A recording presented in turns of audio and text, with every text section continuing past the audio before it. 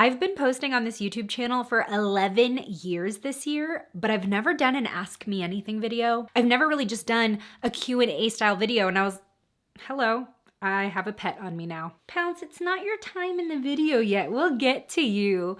Say hi. I put up on my Instagram stories and my YouTube community page a post where y'all could send in your questions. I got a lot of great makeup and social media related questions, but I was also really surprised that a lot of you just wanted to get to know me. I've really kept the videos on this channel very focused on the topics I regularly talk about, with the exception of some travel vlogs. So I'm excited to open up to you and get personal for the first time in 11 years. We'll be doing this in the style of a chatty get ready with me, but first, if you're new here, hi, my name is Miranda. Welcome to my channel where we talk all things budget beauty. If that sounds interesting to you, then become the newest member of the Slashed Squad by hitting subscribe and the bell icon. So I will be switching off from answering personal questions about me and my life and makeup and social media related questions. And I'm gonna start my look today by using the e.l.f. Whoa Glow Sunscreen Primer. Okay, the first question is, did you go to college for a specific career path? So I did go to college. I went to a California State University and I majored in communications, mostly because I didn't want to do the math involved for a journalism degree. When I went to the college counselor, I was actually really interested in majoring in journalism, but I hadn't taken math for 3 years. And when I told her that, she said, why not a communications degree? She said that it'd be similar, but I wouldn't have to take math. That was enough for me to sign up. I also accidentally minored in women's studies. It was one of those things where I just took so many gender women's studies electives that by the last semester, my counselor was like, you just need 1 or 2 more classes to get a minor. I will say that entering college, one of the career paths that I had floating around my head was music journalism, whether that was gonna be in a written format or in front of a camera. And I felt like communications was a really well-rounded major that could apply to a bunch of different jobs no matter where life took me. And I guess I kind of use it in this career. Next up, I'm applying the Milani Supercharged Brightening Under Eye Tint in Peach. This is one of my favorite products right now. It seriously neutralizes the purpley shadow under my eyes. Okay, the next question, what beauty tools does a beginner need? This is a great question. I would probably start out with a sponge and a pretty simple brush set. I'll link some down in the description, but I'm a pretty big fan of a lot of the brush sets that AOA Studio on shopmissa.com are putting out. They're vegan, they have a ton of brushes included, and I just think that's like a good place to start, especially if you don't necessarily know what your everyday makeup routine is going to look like. You're kind of dabbling for the first time. If you get a more affordable brush set before investing in the styles of brushes you know you're gonna use on a daily basis, you can kind of just feel it out for yourself. But I would at least get a brush set that has a contour brush, a blush brush, an eye blending brush, like a flat eyeshadow brush, and then maybe like an angled brush like for the eyebrows that has the spoolie on the end, plus a sponge. So that's like a super bare bones like starter brush collection. But if this is something that you'd be interested in, like a more in-depth video of like a beginner brush and tool collection, I would love to do that. Let me know in the comments. Next, I'm gonna do a little bit of concealing. I am on my period and these 2 bad boys popped up overnight.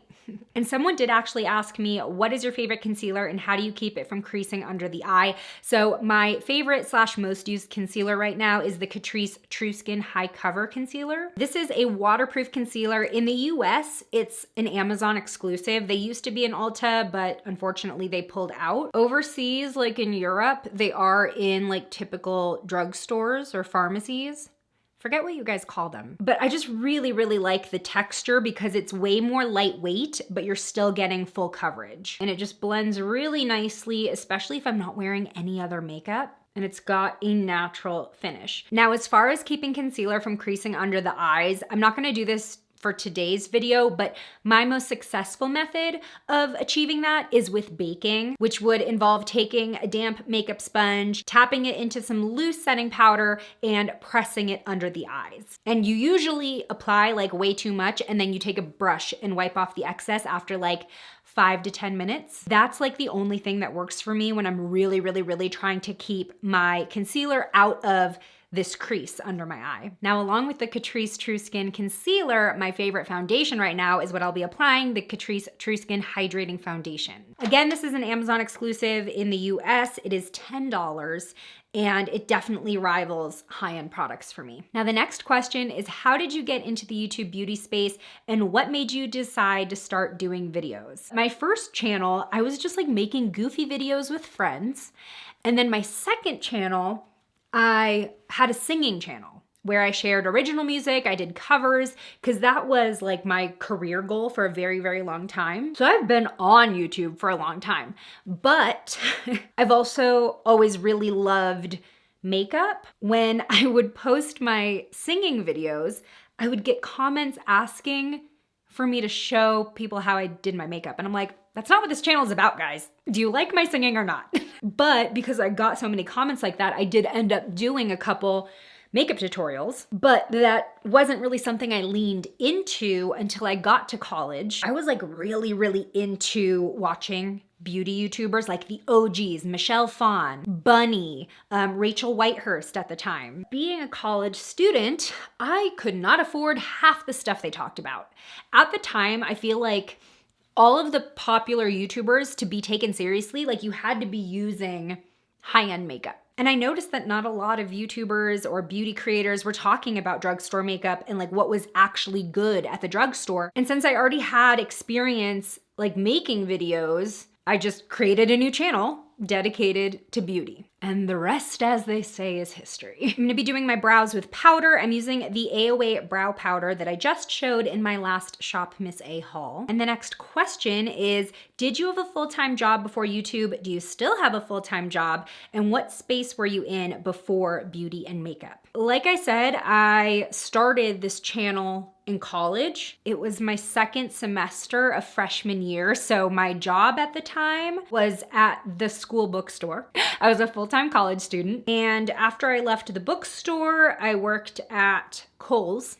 I was a cashier at Kohl's. So after I left retail, because I really wanted a job that related to what I was studying in school and would set me up for the future, I worked at a boutique marketing firm in LA, and we actually did a lot of social media marketing. So we would set up like the ads you see on Facebook and stuff for local businesses. So we had like music venues, we had construction companies, like our clients really ranged. And I really got lucky because I had an amazing boss. It was an incredibly small like office and team, so everything was really personal. Toward the end, like in 2015 and 16 is when I started taking my YouTube channel and my blog and social media platforms really seriously. In 2016, I mean, that was like the golden years of beauty YouTube.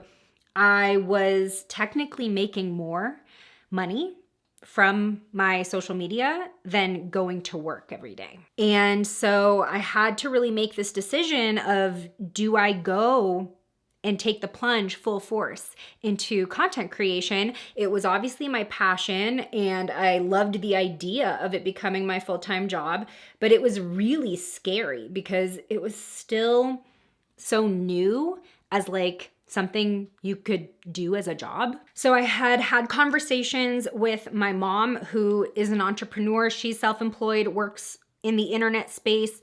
I had conversations with Adam, who at the time was my boyfriend, but we already lived together. And I kind of just came to the conclusion that if I'm gonna do this, I have to do it now, because the beauty community and content creation was on the rise. And I was like, I need to be on the train. So in 2016, I quit my position in marketing and this became my full-time job.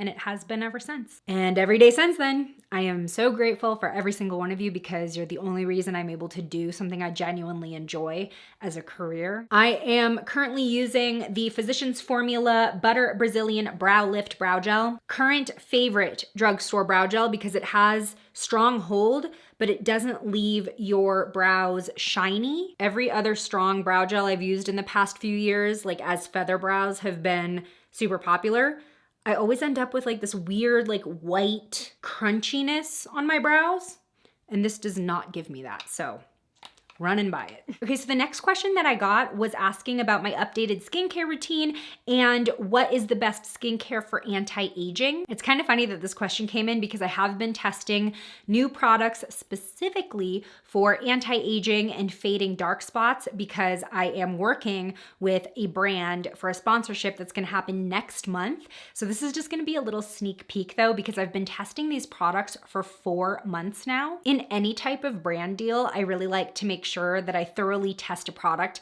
before I talk to y'all about it. Like I really want to make sure that I can put my name behind it, but especially for skincare, because it can just take so long to see results. So with all that said, I'm not gonna go too deep into this because I will be talking about it more next month, but I have been testing out Agency, which is actually the sister company to Curology, but it's like the anti-aging department and the dark spot fading department. Curology more so focuses on acne, but it's sort of the same idea where you're taking a quiz, you're uploading photos, you're connected with a skincare professional, and then they're mixing a custom formula for you to use in your skincare routine. So I'll be going a little bit more in depth next month, but after 4 months of testing, I'm pretty happy. If you want a fully updated skincare routine video, let me know in the comments. Okay, priming my eyes with the Milani eyeshadow primer, and also from Milani, I'm gonna be using their new Gilded Mini Eyeshadow Palette in the Wind Down. This is one of 5 new 6-pan palettes that they put out, and I've only opened and played with this one, but so far I'm really liking the formula. And that does lead me into my next question, which was if you had to pick just one makeup brand to use for the next year,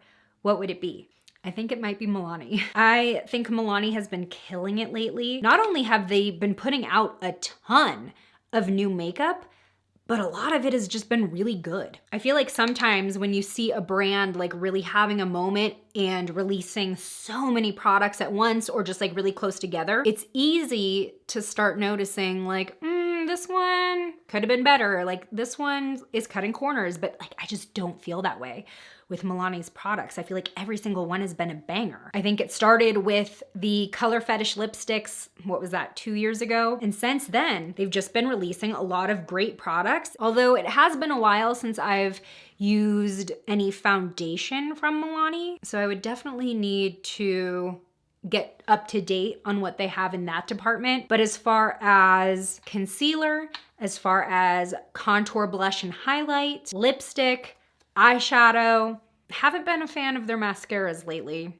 That one would be a little bit of a struggle. The next question is, what music do you listen to? I love that y'all just want to know about me. It makes me feel really happy. It's so funny because I always used to make fun of my mom for like always listening to 80s music, and now I only listen to like early 2000s music. Well, no, that's not true.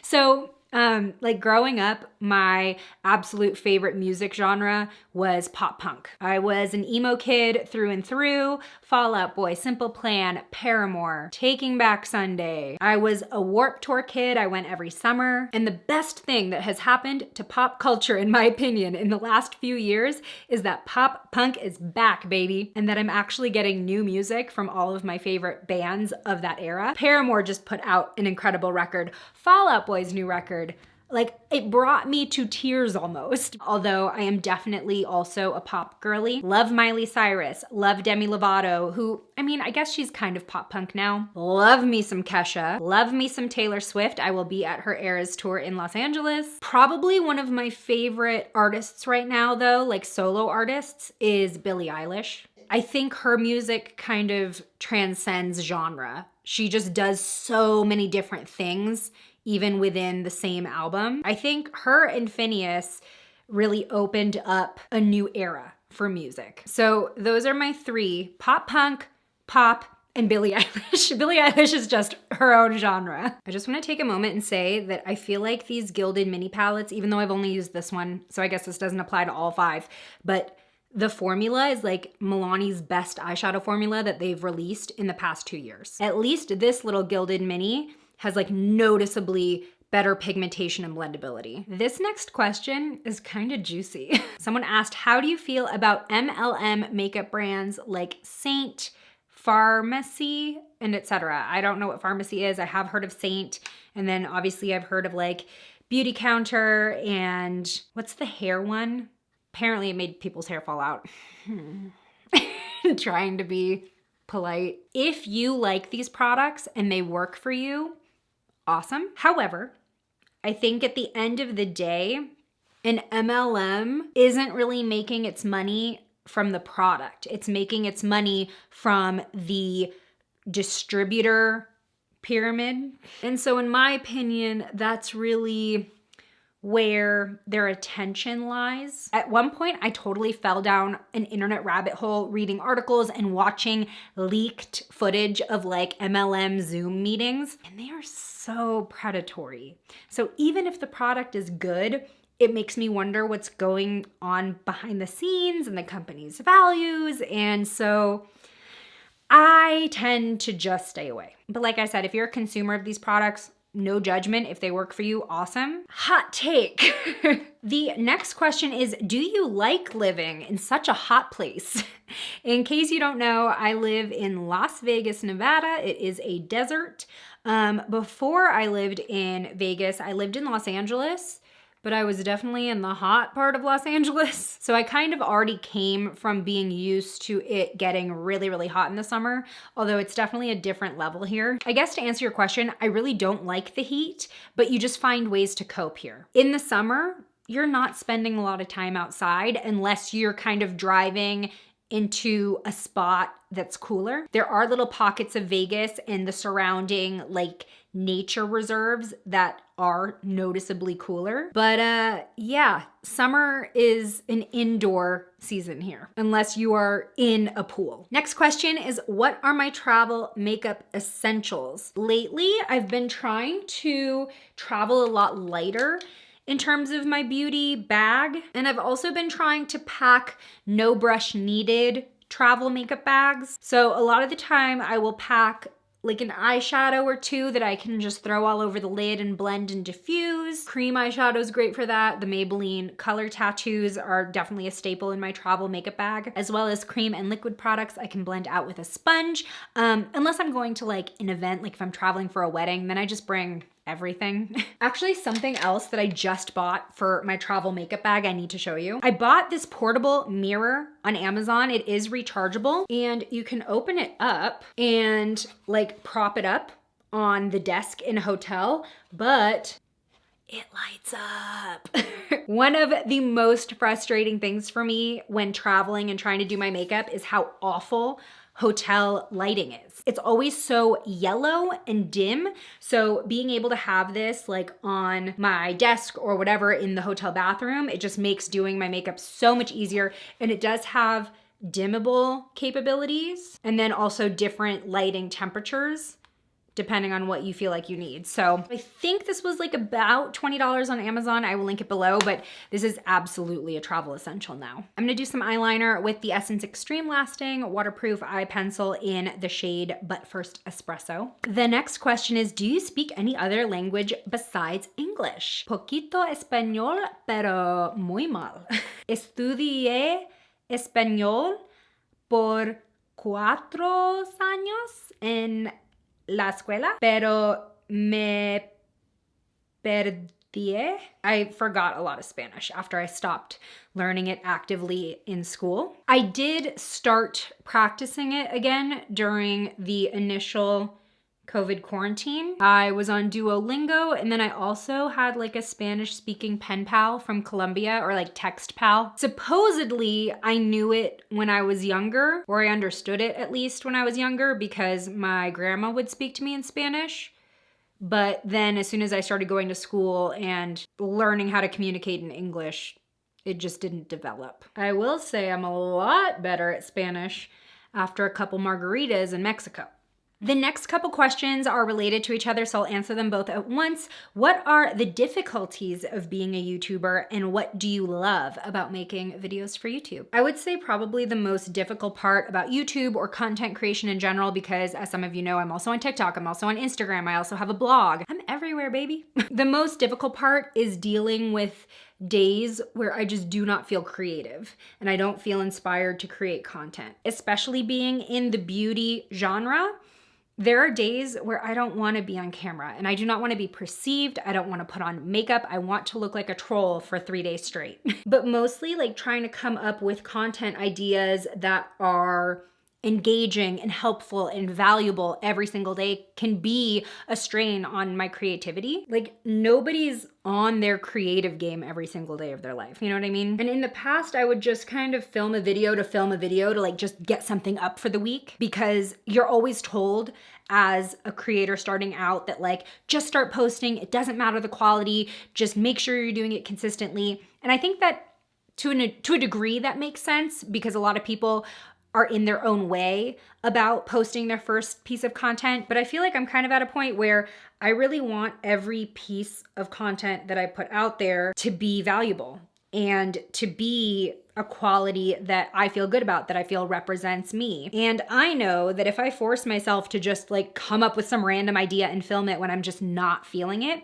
it always comes out bad. Like, I don't want to clog your subscription feed with garbage just to remind you that I exist. So if there's a week where you notice that I haven't posted a longer video, maybe I've just posted shorts, or maybe I haven't posted anything at all, it's because I really just don't feel like I have anything important to say that week, and I'm not looking to just spam you. Now, what I love about making YouTube videos, I absolutely love connecting with you all. I know there are some of you who comment and I recognize your name and your profile photo immediately, and you're on every video, and that is awesome. And there are some of you who only comment like twice a year, but most of the time I still recognize you too. So that's one of my favorite parts, as well as empowering you to participate in beauty and makeup, either as a self-care act or as an expression or just as an artistic hobby without having to break the bank. That was the root of why I started my YouTube and my social media, and that is still my mission today, is to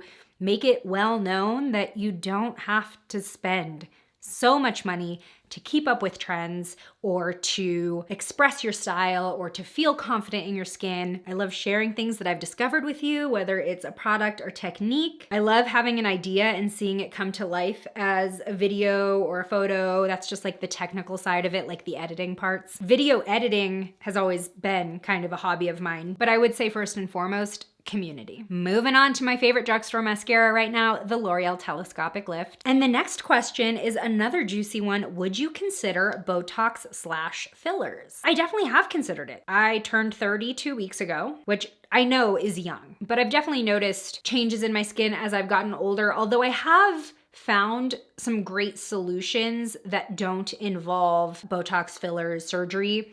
Like, I've been using microcurrent with the Foreo Bear. Before that, I was using the Sola Wave and got incredible results on some of my expression lines. And now I'm using the Agency products, which has retinoids to help with anti-aging. I think for me, those are sort of the methods I'm most comfortable with. I think if I were to start getting Botox and fillers, it might fuel a sort of body/face dysmorphia that I don't want to encourage in myself. I used to be so insecure about the way that I looked body-wise, but also regarding some features of my face. And I'm not gonna say that like I'm not insecure ever anymore. That would not be honest. But I've definitely gotten to a point where I'm way more comfortable and even like how I look. I personally feel like if I were to start getting Botox and fillers, it would warp what I think I should look like. I definitely have considered it, particularly for my 11s, like the creases there. But the microcurrent has been helping with that. So I feel like if I just really stick to a great skincare routine, then I won't necessarily have to look into it that much more. Like, I absolutely do not judge anybody who gets it or wants it.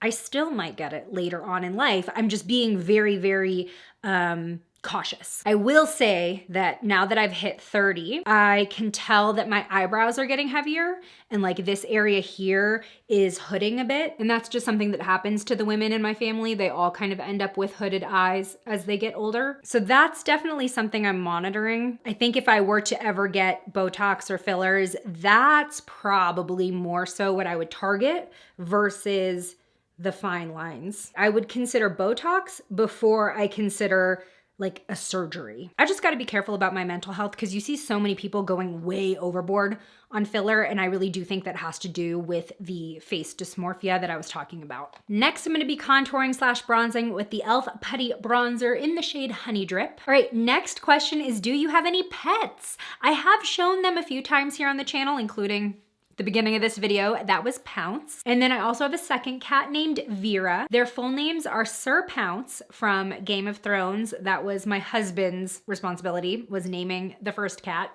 And then I got the second cat, and her full name is Vera Fang. And they are the absolute joys of my life. I grew up with cats in the house mostly. I got my first dog in high school, but my mom still has my childhood cat. She's gonna be 19 this year. And I was joking with my mom that she has lived with that cat longer than she lived with me because I moved out at 18. Next question is, what is the best tinted moisturizer with SPF that won't clog pores? I've actually been looking for this too. I have been searching high and low for a product just like this, especially as my skin and hyperpigmentation has been clearing up.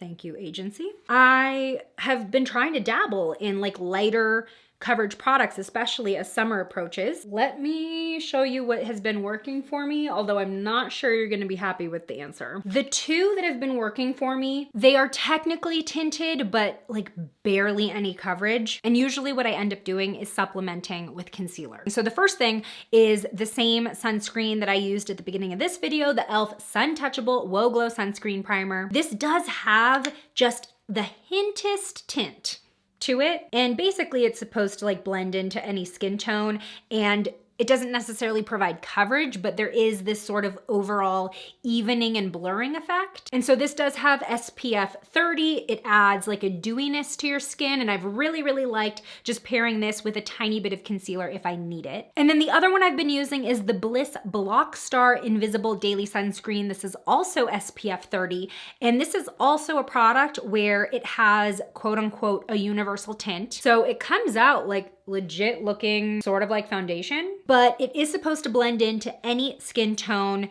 invisibly while giving your skin a bit of an evening out. Again, this is a product where I feel like if there is any coverage, it is incredibly light, but it does some evening out and blurring. But with this one, you do not get a dewy finish. So if you have oily skin, this is probably gonna be the better bet if you don't want like a lot of shine. We only have 3 more questions. I'm gonna move on to blush. This is the Winky Lux Cheeky Rose Cream Blush in the shade Dodgy. I shared this on Instagram. It is so beautiful. You can get this at Target. Look at this cream blush. It is almost too beautiful to use. I do use a stippling brush, which I think helps it kind of keep its shape, but eventually this is gonna dull. The next question is about social media and being a creator. It's how do you stay hopeful that you'll grow as an influencer when your following is small? This is such a comparison industry, and I think it's more about reframing and being grateful about where you're at now and about being grateful about who's in your community now. Because there are definitely days where I'm like, I haven't gained any YouTube followers in the past, 2 months. And here's somebody else new on the scene and they're growing so fast, and why am I not growing, and da-da-da-da-da. But if I reframe that as I am right now at a point that I only dreamt about when I first started my social media platforms, and there are people who come back and watch my videos and they enjoy my videos and my content, that helps me keep going. Thinking about it from the perspective of I'm gonna make content for my community versus I'm gonna make content to grow, it really did help me kind of get out of that comparison mindset. Because obviously the goal is always gonna be to grow. I still fall in the trap of comparison. It is totally natural, both just human nature, but also in this industry. We don't have a boss telling us like, here's your performance review for the year. It's usually just how many followers did you gain this year? But for my mental health, reframing it like that definitely keeps my motivation stronger. I'm gonna top off my look with the Physicians Formula Butter Glow Liquid Highlighter. I swear this tube is gonna last me years because I really have only been using this as a liquid highlight. I've been using so many glowy primers that I don't really need to use it as a foundation mix-in, and you really don't need all that much either. It's so beautiful. Okay, next question. Would you ever have your partner on your channel? So in case you didn't know, because I also got a question if I was single. No, I have not been single in 11 years. No, I'm married. He has been in a few of the travel vlogs that I've posted. We went to Paris together and I vlogged that. We went to Carmel by the Sea in California together and I vlogged that. And then I do also have like a homemade wedding video that I posted right after our wedding from 2017. So he definitely pops up sometimes, but Adam is way more of a behind the camera kind of guy. So most of the time he's gonna be the one taking my vacation photos. And he does a great job at it. We've got one more question and one more step in my makeup routine today. I'm using the Maybelline Vinyl Ink Liquid Lipstick in the shade Cheeky. The last question is, who are your favorite beauty YouTubers? There's a very select few beauty YouTubers that I actually go out of my way to watch because I genuinely enjoy their content and their style, and I even look up to them in some ways. One would be Kelly Gooch. I really, really like her style of video. I think they're really relaxing to watch. And even though her videos are clearly high quality, there's something very personal to them where it's not just a face talking to you about product. It's more of a laid back convo. With that said, I also love Sam Ravindal. She's been someone that I've been watching for a long time, and kind of the same theme that you'll probably see across all of the YouTubers I name. They're a little bit more stripped back, conversational videos. Emily Noel, another OG. Zabrina, her videos are probably what I like aspire to be. Her videos are so informative and helpful without being boring. They're so fun to watch, and she does a ton of Drugstore. I also always appreciate a creator who's super open about the products they don't like, and I feel like everybody I've named today are just really honest. And I've been following them for a really long time, and they have built trust with me. So they've been the ones that I've stuck with. That was so fun to go through your questions and share more about myself than I have in the past 11 years. If you want another one, let me know and I'll put up more of those Ask Me Anything posts as time goes on. But what I'd love to know today is, do we have anything in common? Tell me in the comments below because I would love to get to know y'all back. Today's shout out goes to Vanessa Marie. Thanks for being a member of the Slashed Squad. And join me over in this video next where I share my latest Shop Miss A makeup haul where everything is under $2. I'll see you over there. Bye.